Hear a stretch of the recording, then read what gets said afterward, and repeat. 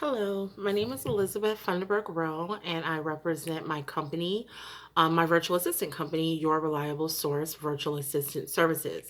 And this is Reliable Tidbits. And what I want to talk about today is budgeting for a virtual assistant. So many startups and entrepreneurs or, businesses that have been in, long-standing need virtual assistants. And this is more so to people that are starting a new business or starting a new venture. I need additional assistance to help them to, get their task off the ground or to do some of the tedious task and heavy lifting so they can concentrate on bigger issues.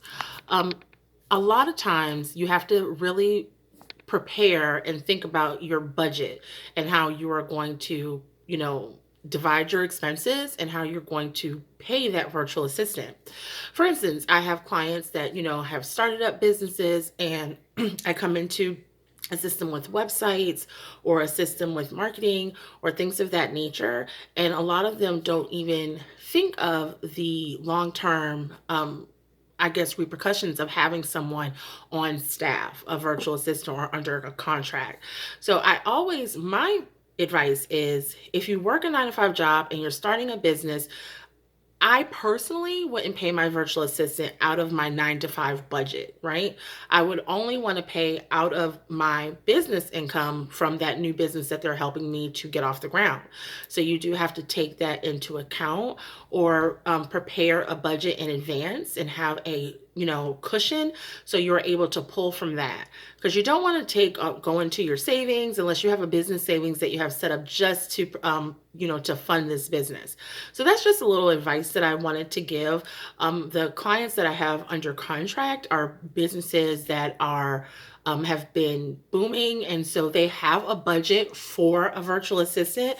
Not to say that a startup cannot afford a virtual assistant, it's just about you being very wise and smart about your budgeting or setting aside starting a business savings account so you have money in that savings account to fund a virtual assistant.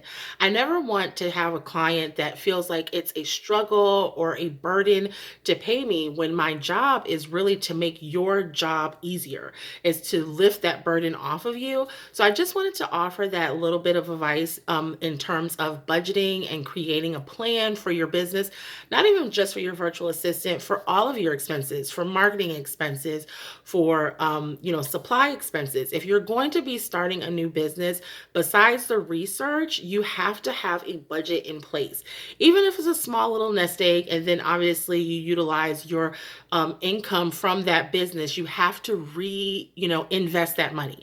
It's not just money that you should be spending off, right? You want to reinvest it so it is going to continue to grow. It's the long term. You're always thinking about the long term and how this is going to affect you and how this is going to help your success and how you're going to grow. So today's reliable tidbit is definitely plan with the budget in mind. Have a business savings account if at all possible. When you are thinking about business expenses, whether it's supplies, whether it's a marketing budget or a virtual assistant, definitely think about how you're going to pay that person and how it's going to be a benefit to you and not a hindrance to you. So thank you so much for tuning in. Remember, you can subscribe to my channel, help me get my unique URL. Also, you can check out my business page or my business website, which is YRS-virtually.com, or find me on Facebook, Your Reliable Source. Thank you so much. You guys have an amazing rest of your day.